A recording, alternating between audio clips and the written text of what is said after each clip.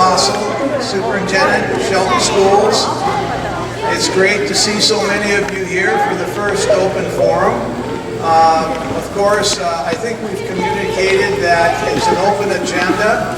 We have no specific agenda for this evening, so all questions are welcome. And I'm hoping that either I or someone on our cabinet that I work with every day that's here can help answer questions. If we don't know the answer, we'll get your name and we'll get back to you. So we'll do our best to answer your questions, but I really appreciate seeing this many people at the first open forum. We're going to continue to have open forums each and every month. And depending on how things go, we may have an agenda item that might excite more people, but this is a great crowd for the first open forum. So, questions or comments that you might have? Anybody? How are you feeling? How am I feeling? That's a good question. I'm feeling wonderful. I'm very honored, and it's my pleasure to serve you as your school superintendent. It's kind of a dream to be here.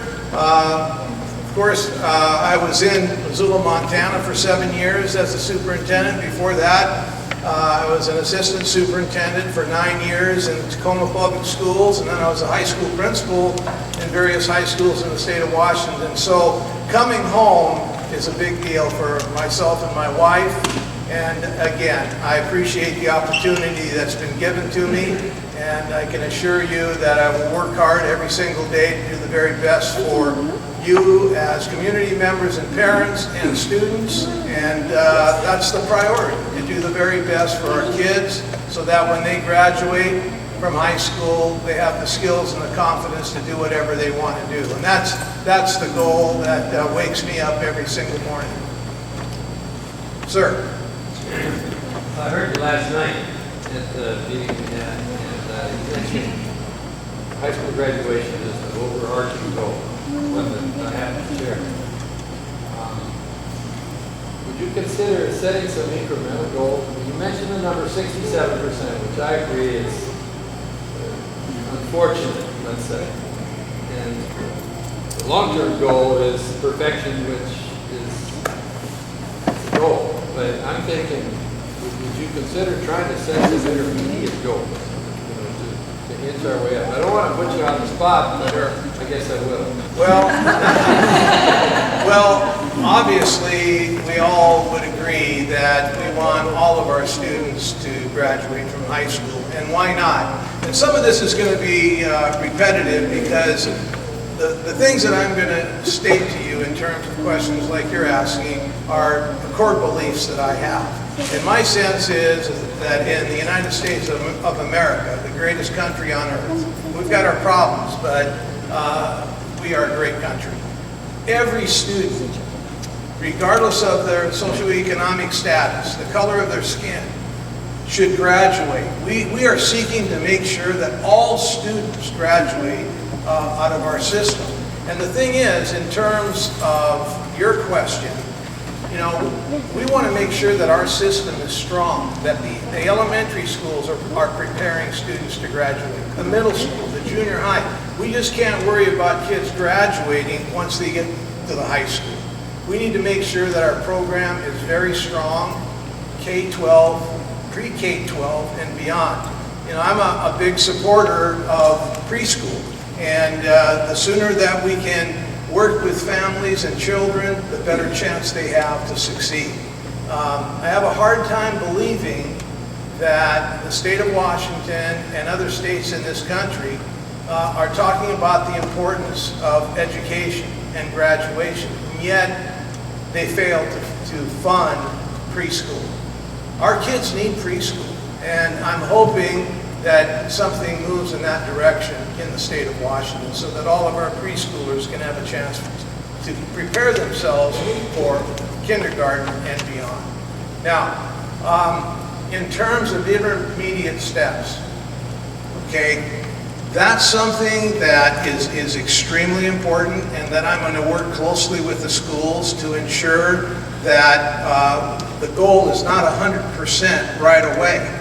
that you have to have incremental successes to reach that 100%. And I'll just clarify that 67 to 68%. You know, many of you have heard me say I still don't have a figure, an actual figure for Shelton High School. It runs from 80% to 90%. But the choice high school, we know what that figure is. And it's roughly 44% graduation rate in the 4-year cohort, and it's a little higher when you consider a 5-year program.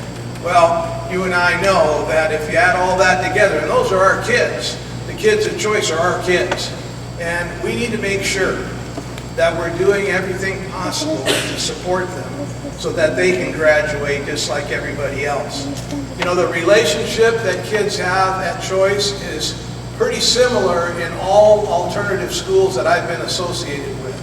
They love the fact that they have a great relationship with their teachers. And that's huge. It's all about relationships. And what we're going to try to do incrementally is make sure that we're doing everything possible to let the kids know that we care about them. That's the key. And like I said last night, that's the number one reason why students drop out of school is they feel nobody really cares about them. So early on in elementary school, we need to infuse the program and communicate to parents and to students that we truly care about them. We want them to succeed. We want to make sure that all students can read by the 3rd grade. Statistically, if kids can't read by the 3rd grade, their chances of graduating are very minimal. So we need to make sure that in our elementary schools, regardless of where we are right now, incrementally, we need to make sure that more kids can read by the 3rd grade. And the same thing in our middle school and junior high. We need to make sure that the programs in our middle schools and junior high are supporting that same concept that gives the students confidence once they get to high school that, hey, I'm going to make it. And that's very important in terms of moving the needle in the direction that you're talking about. And that's why last night, to see over 100 people coming together to talk about an initiative that's going to focus on graduation was spectacular. I mean, it was unbelievable to see that many people last night saying basically, let's get with it, let's do it. Let's do it for the kids, let's do it for the community. Because when students graduate from high school and go on, the impact is tremendous on the community. You're welcome. Anybody else? Yes. I have a question in regards to some of the elementary school things that I've been hearing. I could have bad information, but I was told that kids who are, regardless of if they speak English or Spanish, they have the bilingual program. All kindergartners went to their schools this year. Is that correct? Ma'am, where are you? Can you respond to that, please? Yes, we have a dual language program at Evergreen. Sí, yo tengo ma'am. We have a dual language program at Evergreen, and that program has been in place for about 15 years. What we found is that the balance at Evergreen in terms of the 50-50 and the integrity of that program has gotten a little bit out of balance. So what we're doing is providing services in all of our buildings so students can access ELL services in their neighborhood schools. They don't have to be bused across the district in order to receive their ELL services. So we assume that that's going to be a multi-year process. We're not just saying to Evergreen families, your kids can't go there anymore. But over time, we want to provide really strong, robust services in all of our elementary schools so that students can receive those services at their neighborhood school rather than being transported across the district. So, have the teachers had any support in that regard? Because I've heard quite a few different people working in the district who don't feel like they have support in their classes. They have not just incoming kindergartners, but those kindergartners have siblings that come into their classroom 100%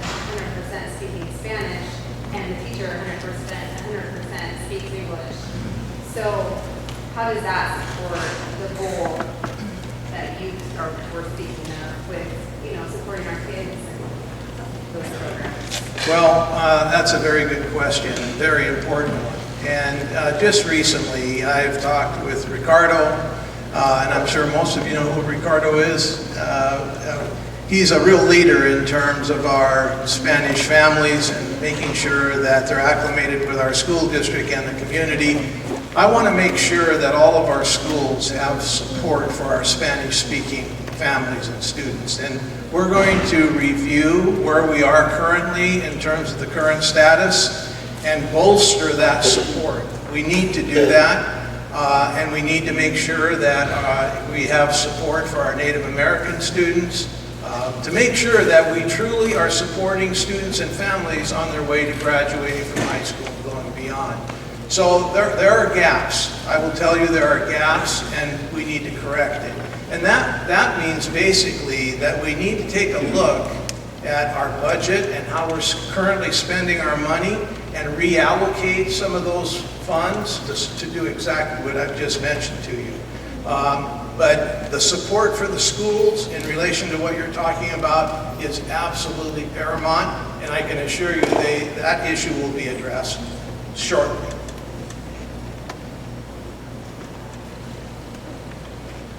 Anybody else? Yes, sir. Yes, I was wondering why the figures of the graduation rates at the high school are so difficult to get. And you know what choice is, but you don't know what Shelton High School is. Well, I'm with you. They shouldn't be difficult at all to get, especially when the state of Washington is promoting high school graduation. I'm new, obviously, to the state of Washington, but I have seen 4 different figures in terms of graduation rates for Shelton High School. Pam, can you speak to that at all? Well, can I just have a follow-up while Pam gets the mic? You mean to tell me that Shelton High School doesn't have that? You have to get that from the state of Washington? Well, we like to get that from the state of Washington, and then that's the official percentage. That's really important. We need to know how the state is calculating the dropout rate, the graduation rate, and we're awaiting last year's figures from what I know at this time. Yes. It seems like it should be a really simple, no-brainer kind of number that you should be able to get to it. The federal government and the state have sometimes calculated those numbers differently, and so we have had to sort of grapple with what's the real number, because it can be calculated different ways. The reason that it ends up being a year out is that we have students who move. We have students who move into our district, move out of our district. Sometimes they move out of our district and they drop out. Sometimes they move out of our district and they go to another school district, and then they're not considered a dropout, they're a transfer. And some of that information doesn't get back to us until later in the school year. So taking into consideration all of those factors, it actually takes the state a year to get the final count for last year. So we're dependent upon all of the, being able to gather all of that information to really pinpoint and get an accurate number. And it seems like it should be easy, but it's not. Well, what is then, okay, forget about last year, what's the average in the last 10 years? Yeah. Let me just mention to you that 10 years ago, I don't think that figure was really that important. All right. Well, that's 3 years then. I'm just trying to get an idea of what the graduation rate is at Shelton High School. If you don't have last year's, what was the year before? You know what? Give me your name and I will give you specific information. I would hate to just throw out a figure and not be accurate, but if you give me your name and how to reach you, I will get you the most accurate information I can find tomorrow. Okay. Is that fair? Sure. Thank you. 10 years ago, in most states, the dropout rate, the graduation rate, quite frankly, it was all over the place and it was not a priority. But just recently, it is a priority. And I'll tell you, I hate to be repetitive, but the fact that it wasn't a priority, we were losing 1,200,000 students a year. And we're still losing close to that. So it's about time that the state of Washington and all public schools make sure that we have a rigorous, relevant, inspiring curriculum to keep kids in school, and that we make sure that they graduate and go on. I think it's easy to say that we want students to graduate. But what are you going to do in the public schools to make sure they want to stay in school?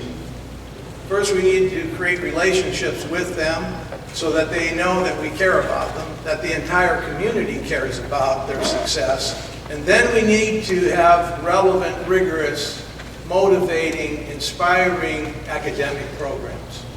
And in my last place of employment, that's what we did. We said we wanted kids to graduate, and then we set forth to develop programs that kept them in school, and it worked.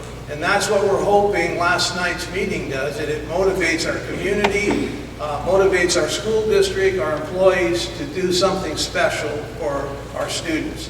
I will tell you that we have people that are very interested in pursuing innovative and creative programs as we speak. I know the community is interested, for example, in creating an environmental academy to start with, at least at Shelton High School. People have stepped up and said, hey, we want that to happen. Those are the types of programs that will inspire our students, that will excite them, and that will give them the motivation to continue their education. Those programs need to be implemented here in Shelton, and I can tell you that's going to be a priority for me as superintendent to work with our staff, because our staff wants these things to happen. A great majority of our staff, and I've spoken to all of our schools about this issue, they're motivated, they're receptive, they want to go forward. What they need is for someone to say, let's go ahead and make this happen, and to risk and not be afraid to fail. You know, I've said to staff, I want you to think out of the box about our program, and I want you to try different things. And if you fail, don't worry about it.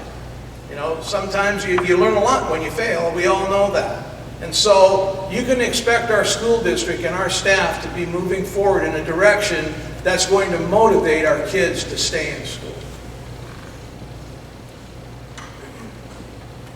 Yes? So some of that focus, I hope, isn't just all on academics, but some on athletics too. Absolutely. I mean, we want a strong program across the board. Right. It's athletics and activities, music, the arts, all of that goes hand in hand. Absolutely. I agree. 'Cause I know when I was in school, you know, Sheldon was way more competitive in every aspect. And I think a lot of that had to do with some of the staff that were coaches. Right. So teachers were coaches. So kid cut class, coach underseer, coach wins, coach star. Where were you? Right. To hold these kids accountable.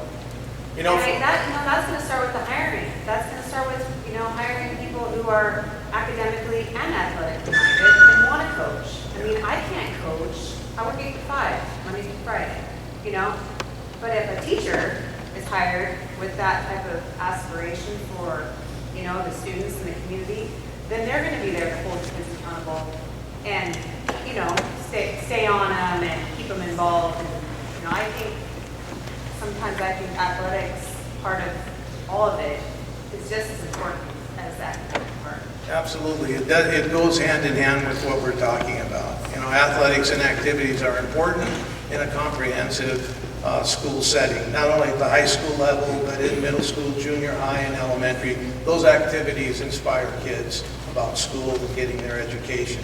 I will tell you that in recent years, it's been difficult to have people that are actually in the building to coach. Now, we have people that do that. When I was a teacher in Tacoma, for example, every coach taught in the building. Well, that's not the case right now. And that's nothing against the people that are volunteering to come in and help us. But you made a statement that's really important. If you're there in the school and you're a coach, you can monitor kids during the day. If they're having a problem, if they fall behind in their studies, if there's behavior issues, you're right there to help them and to support them. The ideal is to have our teachers, all of our teachers involved in all the coaching and all the activities. But reality is that that's not happening as much as it used to. Yeah. So we've got to figure out how. There's no pep rallies and there's no big assemblies at the high school anymore, and you know. Well, I think that's going to change. Our athletic numbers have dropped. I mean, Well, we had about, I don't know if you went to the community pride night. I did. Okay. And did you see all those kids out there? About 300 kids are participating in fall sports. I would say that's pretty good for a school district this size and a high school the size of Shelton. That's pretty darn good. But it would be great to even have more. It's a new day. This is a new day. Tonight's a new day. A new night. The sky's the limit, folks. If all of us get behind all the different things that are going to be moving on in this district, we're going to accomplish the things that all of us want. If our kids see all of us involved in everything that we're trying to do as a school system and a community, we're going to see big changes, big improvements. But the fact that you are here tonight, that's powerful. And I would ask you to talk to your friends and neighbors and ask them to attend these types of programs and to get involved deeply in what's going on in the schools and in the community. Today I received, I'll be right with you, today I received a note from the sheriff and from the police chief. And they said, Alex, whatever you need, whatever the schools need, we're here to step up to the plate. Last night's meeting, we had over 100 people there. 60-some people signed up who said, we want to be involved and we want to help in any way that you want to assign us. Now that is pretty remarkable. One meeting, over 60 people stepping up and saying, hey, we want to help. What is it that you want us to do? So we've got a big meeting coming up where we're going to try to determine a plan to involve those 60-plus people in everything that we want to do in the community and in relation to the schools. But you're right on target. You know, those are the things that need to be happening so that we can reach the top. Well, the numbers at attendance for basketball games, I mean, the football always brings a crowd, but. Well, not from what I've heard, Well, not always, but. Okay, but basketball, I mean, that's pathetic.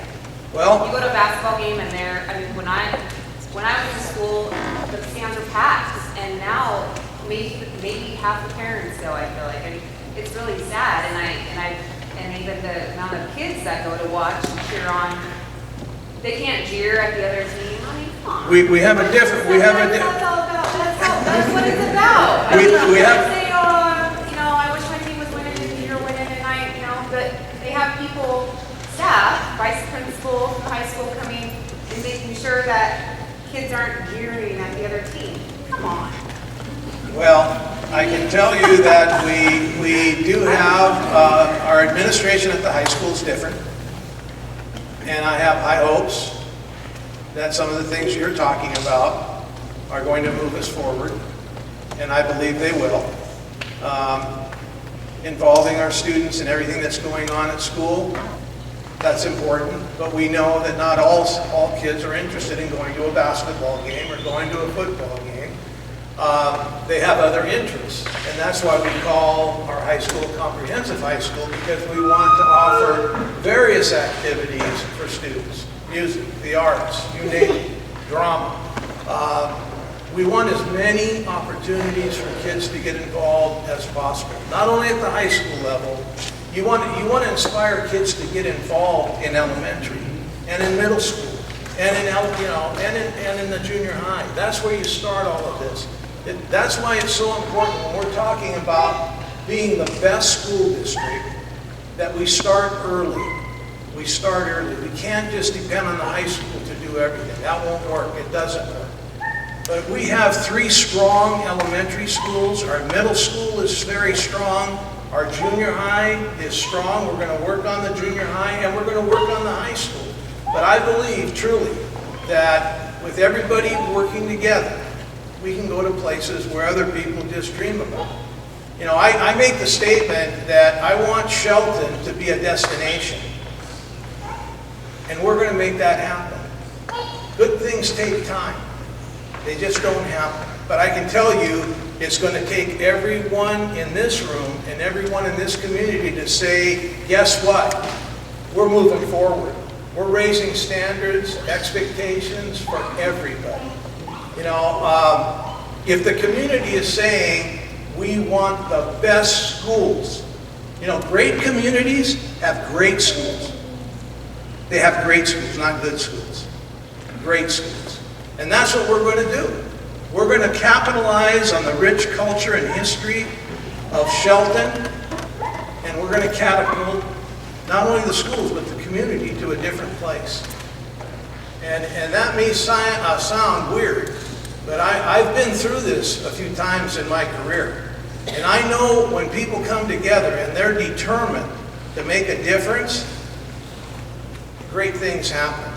I'll give you an example. In the last place I was at, we started just like this. And we didn't have enough money to do the things that we needed to do in terms of professional development for our staff, supplies and materials for our staff to do different things. And in a period of a year and a half, and Missoula, Montana is not a rich community, we raised over $3 million. Different corporations came into play. Individual donors came into play. That money provided professional development for the staff to go all over the country to see what was going on all over, and they would come back and they would say, if they can do that, if they can start that academy in Memphis, Tennessee, and if they can do those things in Logan, Utah, we're going to make them happen here. And that's what I want to be able to do, is to send our staff out throughout the country to take a look. And what happens is the staff comes back, they're inspired. They're inspired. And that's why I'm saying, if we all say that we want to move from here to here, we can do it. And from what I heard just before coming to this meeting, with people saying we want to get involved right now, and I'm talking about the banks, I'm talking about other businesses, I'm talking about individuals, we have what it takes right here in Shelton. And I guarantee you this, today's what, the 30th of September? That the graduation rate, now I'm risking here, the graduation rate will improve by the end of the year. And you watch what happens. Because I'm working with the principals about their systems to monitor kids, and I'm going to bring in community resources to help our kids graduate. We're going to make a difference. Yes?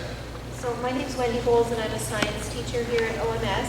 And the other day you spoke to our staff, and you alluded a little bit to making changes to the academic year. And that would sound a little bit to me like changing from our summer months and having more of a year-round school situation. And I just want to know what sort of considerations you have to think about as far as the community goes before you could put that into play. For example, daycares, high school students with jobs, businesses being able to operate with schools on different schedules, that sort of thing. Well, thank you for asking that question. One of the things that we all have to realize is that the current model that all of our schools are operating under, and most of them in this country, the model is 100 years old. It's the agrarian model. You know, 180-day calendar. Start school at 8, ends at 3. Our teachers come to school every day and they're machine gunning through the day. There's no time, very little time anyway, in most of our schools for teachers to come together, to collaborate, to share best practices. There's very little time to do that. And so what I'm advocating is that we take a look at the current model and create a system where staff can come together and actually analyze the issues and to work together to improve student achievement. So I was not advocating any particular model. like year-round schools. You know, the reason I said that is to get people thinking differently, and I've initiated, based on that issue and a few others, an innovation creativity committee that Pam Farr is going to be in charge of, and we're recruiting people to be on this committee to take a look at how we can become creative and innovative and take into consideration such issues that you've just brought up. But there are many other issues that I'm hoping that the committee will discuss. But I've heard for years, for decades, from teachers, Alex, we have no time to really think. What are we going to do? All these different initiatives, all these expectations, all these standards. I'm frustrated. I'm confused. I have no time to really meet with my colleagues to figure out how we're going to make this thing go. Those are the discussions and conversations that I've had in my career that are leading me in this direction. And I've heard it from teachers here in Shelton. Alex, maybe we can do something different so that we can approach our issues differently than we ever have before. You know, I'm really impressed with the staff in Shelton. They're ready to go. They want to talk about different things in terms of the curriculum, in terms of the daily schedule. And let's say that we go to a different schedule. Let's say we lengthen the school day. Okay, we lengthen the school day. We shouldn't stop after 1 year. We should give things a chance. Here in America, we like things to happen yesterday. Good things take time, and we need to give ourselves time. If we try something different, we need to stick to it and try to make it work. So I'm hoping that this Innovation Creativity Committee will deal with the issue that you brought up, and quite frankly, year-round schools, it's worked in some places and in other places it hasn't. And some of the things that you brought up that need to be taken into account, regardless of what we might be thinking about, you definitely have to reach out to the community and make sure the community is behind it, because, people have kids and families and jobs, and all that would have to be taken into account. So I can tell you that we would not jump into something like that, a different schedule, without communicating to the parents and community in general. But, I use this analogy quite often, and maybe I need to change it. But if you ask a business to keep their doors open for 180 days, they'd laugh at you. And look at the responsibility the public schools have. We're open 180 days. 180 days to do everything, and from 8 to 3. The state is telling us we need to improve. Give us the time to improve. Give us the time. Pay our teachers. The first thing that comes to mind when you start talking about changing the school day, even the school day, well, it's a money issue. You're darn right, it is. But if we are saying that educating our kids is important, and it's a priority in this country, and it's a priority in Washington, then let's make it a priority. Let's make it a priority to cut our teachers loose so that they're highly educated. Our teachers are highly educated. Cut them loose to be creative and innovative. Our teachers can take us to places we've never been. But in our current system, they have no chance to be creative. They're busy meeting the needs of students on an everyday basis. And I've been in quite a few classrooms already. And I can tell you, in 2015, it's a tough business. Probably more difficult than when I was a teacher in Tacoma, Washington for 9 years. It's a different day. You have students coming from all walks of life with different abilities, with different circumstances. I've been in special ed classrooms. Para is doing a heck of a job in very difficult situations. I mean, our teachers, the challenges are many, and we've got to fight for our staff and give them what they need so that they can actually win and our students can win. But under the current system, folks, It's going to be hard to win. It's going to be hard to graduate 100% of our kids. It's very difficult. If you haven't observed a class in a public school, whether it's elementary, middle school, junior high, high school, I encourage you to go in and take a look. And by the way, go into a special ed class. I spent an hour in one, and where's Tammy? We had a meeting today about a situation I can't get into. It was so challenging. I said, hey, I need to meet with the teachers. And Tammy said, Alex, that'd be great if you did. So I did it. And I met with how many teachers? 4? 5. And a counselor. And they shared with me what they deal with every day. It was amazing. Very challenging, very demanding. And you know what? They're at school every day dealing with it. Every day. So, in terms of graduation matters, Shelton, we care. If we truly care, then we need to try to do something different for our staff and for our kids.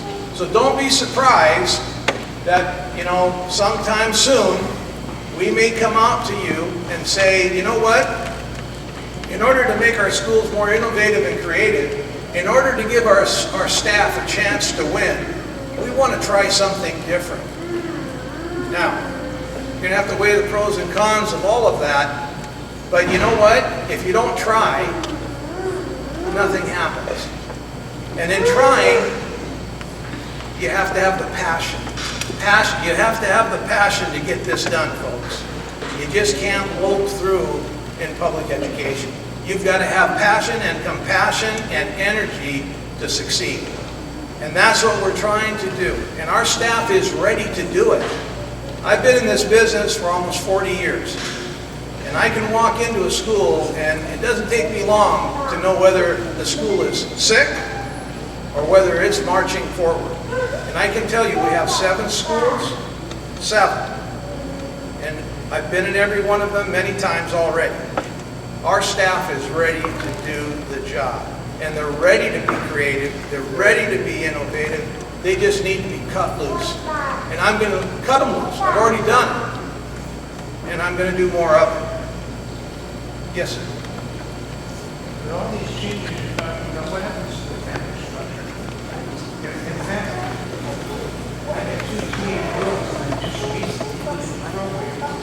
And over the last 3 weeks, they have not been home more than 2 hours between the hours of 4 in the afternoon and 9 o'clock at night. Can I ask what programs those are? One's in swim, and there's an obvious reason because the pool wasn't done, but the other one is in color guard. And they tell me that they're done at 7 o'clock, and I don't get up at 7:30 or 8 because they're still out there in the middle of the dark trying to do it. Yeah. I work 9 to 5, and I don't get home and stop and rest until there's no time for us to sit down for dinner. There's no time for them to get their homework done or practice or do anything. Well, everybody's bringing up some very important issues, and what you're bringing up, you're talking about the family unit, you're talking about sitting down to dinner together.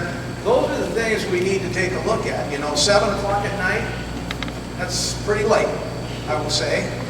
And I don't know all the details, but at 7 o'clock, if that's when practice is over, I think that's a bit much on the surface now. And I don't know the detail, but just based on what you're telling me, that's a pretty late getting home from school, whether it's drama, music, or athletics. So I can look into that for you and get back to you on it. Why they're practicing till 7 o'clock at night. I've not heard that. But I don't doubt that it's happened. Anything else? Oh, I want to find out why. Okay, I've never sure. had this problem before. This is my second kids. Okay. Being up this late 4 or 5 nights a week. That's not healthy for anybody. No. So I'll get your It's name. going to be really soon because the one girl can't finish her school. Bam. do me a favor before this gentleman leaves and get his number and so we can contact him? Yes. Okay. Thank you. Sir? Boy, I almost opened a can of worms on this one. As a teacher myself, I understand the time crunch. I'm there many hours in the auditorium working. But one of the frustrations I've had in the last 7 years there is that we want to build relationships with our students. I think that's really important. But when we have our extracurricular activities, because the teachers are so varied, I very seldom ever see any teachers, that's an overstatement, but hardly any teachers ever go to, like she mentioned, the basketball games, the football games, the choir concerts, the drama, all these events. I would like somehow where we were able, empowered as teachers, to be encouraged to go maybe one extracurricular activity a quarter, 4 times a year, that teachers could be allowed. I mean, when I go to a show or football game or swim meet, and one of my students see me there, they just light up. Oh, yeah. And it seems like we are so pushed out with testing and all this stuff we have. To get away is really rough. I wonder if there's some way that the teachers could be encouraged. I know it becomes a money or union thing, but boy, to have the teachers actively go and be visible to their students outside of school, I think would have a huge impact. Well, there's no doubt about that, you know. Students look up to their teachers, and when teachers go to these various events, it's always a big plus. You know, I'm not sure how we can handle that, but I think one way that we might be able to dent that issue is to do what I've been talking about. You kind of slow the day down, you know. I mean, you're a high school person. You know what the day's like. It's unbelievable. You get there, you know, early in the morning, and you're just gunning through the day, and hopefully you're making a difference. I mean, it's tough. And so I think if we were able to have a different schedule that was driven by the program, not the other way around, that the program that we implement, the innovative, creative program, drives the schedule, and we slow the day down, then teachers might have the time and energy to get involved in what you're talking about, because there's no question that that's a big plus. But I just want you to remember this. If you were to walk in to most classrooms, not only here at Shelton, it probably would be very similar to what you experienced when you were in school. You know, it's very similar. That needs to change. And the way it's going to change is through, again, innovative and creative programs, internships, student internships in the community. One of the things I would love to see, and I've thrown this out so I can throw it out again, is a Health Science Academy, K-12, a K-12 Health Science Academy, where we're working with the medical community, and we have students involved in internships, and teachers involved in summer externships to kind of shock the system and move it forward. That's what's going to change the system. It's just risking and doing something different than we've ever done before. And like I said to the staff, if it doesn't work, it doesn't work. I had a great conversation. I was fortunate enough to be at a dinner with Craig Barrett, the former CEO of Intel. And I've mentioned this to a few of you. We were talking about people in general being able to risk and fail and come back again, fail and come back again, and being resilient. That's what changes an organization. That's what he said to me over and over again. He said, when I'm looking for talent and I call a reference, the first thing I ask is, has this person ever failed at anything in your organization? And when I hear them say, no, they've never failed, because they're thinking that's positive, he says the conversation's over. I don't want people involved in Intel if they haven't failed and failed again and failed again and come back and won. That's who I want working for Intel. So what I'm trying to communicate to our staff is try, think differently, and come back and try something different. If it doesn't work, don't worry about it. Go to plan B, plan C. And that's what we need to teach our kids. Resiliency. That's a key to success. You know, right now when a student fails a class, there's a tendency, hey, I'm not going to graduate with my class, I've just failed 1 or 2 classes, and students give up, they lose hope.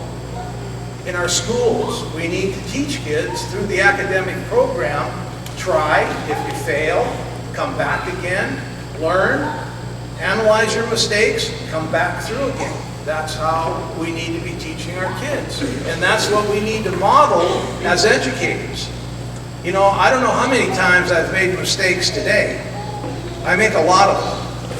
And I have to, you know, pull myself up and say, you know, why did that happen? Well, you got to learn from it and go forward. And you can't let your mistakes hold you back. You can't get down on yourself. And those are the things that I've been talking to staff about. Tomorrow morning, I talk to Bordeaux Elementary School. Some of the things we're talking about tonight are some of the things I'm going to be talking to the staff about. We all have to be on the same page. The same page is making sure that our kids are going to be successful. You know, when kids drop out of school, folks, it impacts all of us. I don't care what age we are. I don't care about economics. When kids drop out of school, and we're seeing some of that effect currently. You know, I was at a sheriff's breakfast last Friday, and they were talking about the need for more jail space. Well, when kids drop out of school, you know what happens. They're on the streets, they can't get a job, they commit crimes, and people are asking to build bigger and more jails. And that's been going on for a long time. We need to make sure that the things that we're talking about this evening become reality to keep our kids in a place that's safe and successful. Anyway. Sir. Mine's not on graduation or anything. I live on the south end of Hartstein, and my daughter rides the bus an awful long time. And I have a concern about the buses. Now, I'll separate the two into video and audio. I have no problem whatsoever with video. You can video in the state of Washington legally. The bus cameras and so forth in order to catch people even by the bus. No problem with those. I have a concern about the audio in aftermarket cameras placed in the Shelton District school buses last October, if I get and my student being told to watch what she says more than once. The tape was reviewed on an incident on the bus where she was not related. She was sitting on the opposite side of the bus. But she was told to watch what she said. And if you're recording video, you've got to be pretty good to read lips. And we all know that children in their speaking can be cruel to teachers. That darn teacher, he makes me, and the pendulum swings. I put a note in at Shelton High School and hoped it went up the food chain towards you. I don't know if it has or not. Was this lately? This was September 10th. September 10th. Nothing reached me on that. In a phone call to the transportation department, they're as busy as the teachers too. There's no way I could be a school bus driver, let alone a teacher, but a school bus driver. Poor things. They sounded to me like they really had never been asked the question. do they record the audio while recording the video on a school bus? My concern is, of course, from city, county, state, federal, constitutional, RCW, and WAC violations. And I don't want to see it go that way. I just want to make sure, I want to first be reassured, and I have not yet, that we are not recording our students outside of their right or outside of being informed or informed consent.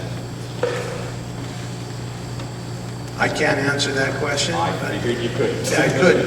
And the only thing I know is we have cameras on the bus. Yes. Now, whether we're recording conversation, I don't know, but I can get back to you on that unless one of my cabinet members knows for sure what we're doing. Anybody? Okay, we need to find out. Okay. Thank you for the question. Good. We have, if that clock is right, one of the things I like to do is start on time and end on time so people keep coming back. Because if you go longer than an hour, then people will, and you say you're going to go till a certain time, but you don't stick with that time, then people seem to drop off. So I want to stay steady on our timeline so that next time we'll have double the number of people. In the next open forum, and maybe it might be a single item agenda. I'm going to ask around what maybe people want to talk about. It might be special ed, it might be budget, but hopefully we can even have more people. But this is a great turnout, folks, and it's very much appreciated. Yes? I have one question. Yes? I was going to send an email to the high school. I was going to send an email to Jennifer Diet at the high school, but I kind of thought that since this came up, this might be a good thing. Some of the parents might not know this with their kids at the high school. Others might be able to help support, but I think this is really important. The sub at the high school where the kids' lockers are locked during the day. They have like 10 minutes or a little bit of time before school, a little bit of time after school, and then just a short period of time during their lunchtime to access their lockers. My daughter, I have 2 daughters in high school, carries this huge backpack, which I would like anyone to pick up and carry. She carries that all day because she has no time to go to her locker, and the lockers are locked when she has time to go. So they said, well, carry half of it before lunch and then the other half after. She has 4 class periods before lunch. That's what's in there is 4 books with notebooks. And it's really heavy. She's got back problems, knee problems, the whole works. And I have another daughter who's thin as a rail. She swings hers up to get ready to go to school in the morning, about knocks her over. They carry them all day long. I was told that a lot of kids don't use the lockers because I was worried that they weren't going to get one. And they said there'll be plenty left because none of the kids use them because they can't get into them. I asked why, and it's because too many kids go and hide in the locker rooms to skip classes and everything. I get that, but my kids are good study kids and stuff. Why are they being punished for what the few that aren't following the rules are doing? Can't we have more people going in and checking the sub during the day? And if they're caught in there, have big hard consequence for being in there if they're not supposed to be in there or don't have time. Because I really feel this is ridiculous. I would tend to agree with you, and you said that you were going to send an email to... So this is yet, I thought I might... I think bringing it out here is great, but I think the best way to go about dealing with this one is go directly to the principal and maybe even going in to see her. I know she would appreciate that. Thank you. Anybody else? Great questions. I appreciate them. Anything else? Yes. So I just have to ask, I'm just wondering about what you thought about technology for our schools. I know I work at... We don't hear the question. Can you put the microphone to her? Oh, excuse me. I work at Evergreen Elementary School, and I'm just wondering what you have been thinking about in terms of technology at the schools and providing one-to-one computers or schools having more access for a lot of our students. Well, as we all know, technology is moving forward every single day, and for a public school to keep up, it's very difficult. In fact, we probably will never catch up, but we need to have a plan in terms of our technology and how we're going to support instruction in the classroom and how we're going to improve communication between buildings and the community and the school district. All that comes into play regarding technology. The other piece of technology is safety and security, which is a huge consideration, and it will be even more huge as we move towards a potential bond issue. But Glenn, would you have any comments beyond what I've just stated regarding technology and your sense of things in relation to technology and how it's supporting the schools currently and where we're heading? Thank you. Always love being put on the spot. With technology, we are increasing a lot lately. Last year, in order to get to kind of more of the one-to-one, we rolled out Chromebooks. We rolled out about 900 to 1,000 Chromebooks last year, and this year we're rolling out about another 900 of those at least. So we're making great strides in that area. You know, whether or not one-to-one is really the answer, and I hate to be this with the tech guy, but I don't really know if one-to-one is really where we need to be. The kids shouldn't be on a computer all day long during class periods. So when you start talking one-to-one, no, but they should have it available, you know, for when they do need to use it. Did that help a little? A little. Do you want to? Well, I just think there's so many possibilities to use technology. Technology is just a tool. Exactly. But in the classroom, I mean, I'm thinking in terms of staff development using technology, and as a tool in the classroom for instruction is what I'm primarily interested in. And I think that you're right, kids are not supposed to be on the computer all day, but they do need access. And when you've got a class of, 25, 26, 27 kids, and you want them to, they're working on a project, and it's time to everybody get down to work and get it hammered out so you can publish, or you can, come up with your final project idea. You want to have access to computers. And personally, in my school, each grade level has 30 computers to share, plus some desktops in the room, and that's not enough. Not enough. It's not enough. But here's what we need to be thinking about. Very shortly, relatively shortly, we need to be talking about facilities, 21st century facilities that support our teachers and our students. We need to define the instructional program first. We need to define it, refine it, so that when we go out to the public and we ask for a bond issue to support a 21st century teaching and learning environment, it will be truly a teaching and learning environment that requires different facilities to support our teachers and students. If we go out to the community and we say, well, we want to run a bond issue and it's for boilers, air conditioners, roofs, doors, windows, that's not a 21st century bond issue. And I can assure you that we're going to be working diligently, put a committee together of citizens and staff to identify what we need in a 21st century teaching and learning environment, and that's what you're referring to. Having the number of computers that you've just mentioned surely is not enough. There's no question, though, that we need technology in terms of assessment and data analysis to ensure that teachers know where their students are, where the strengths are, where the areas of concern are, so that they can gear their lessons and their efforts towards what students need. Based on that analysis, we don't have that right now. Well, we do have, the reason, well, let's just say, we do have the Chromebooks. And so the Chromebooks are primarily being used, especially during the latter part of the year, like I would say the latter, and I'm not talking May, I'm talking before May, are primarily used for testing, and then they're not even accessible for any classroom use at all. So I think we've seen our computers used a lot for testing, and I think we have a lot of information from that. I'm not saying anything wrong with that, but there's a side that's been totally. And that needs to come to the table. That needs to come to the table. No doubt about it, and it will. In order to have a successful bond, those are the issues that need to be discussed, organized, and communicated. You know, as a school system, when we run a bond issue, you know, we need to be very clear with the community why we need a bond issue or a levy.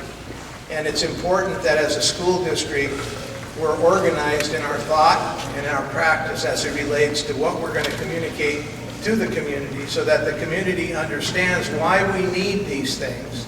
And we have to make sure that we let the community know this is what we need and this is why we need it. Because that's our responsibility. Then it's up to the community to say, you know what, we support you, we believe you, and we're going to do what's necessary to support our kids and our teachers and our educational program. So that's the direction we're going to go. We're going to be real clear in terms of any request to the community. And we're going to start early and often communicating with the community so that when we go forward and we're asking for millions of dollars, because that's what it takes these days to do what we're doing, the community is going to say, you know, we believe in our kids, and we believe the district's heading in the right direction to support our kids to be successful, and we're going to stand up and be counted, just like those that preceded us. You know, look at this school. Look at the schools in our district. You know, the pool, for example, to replace that facility, $30 million today. The taxpayers, and some of you, in fact, quite a few of you probably, voted for these things to happen.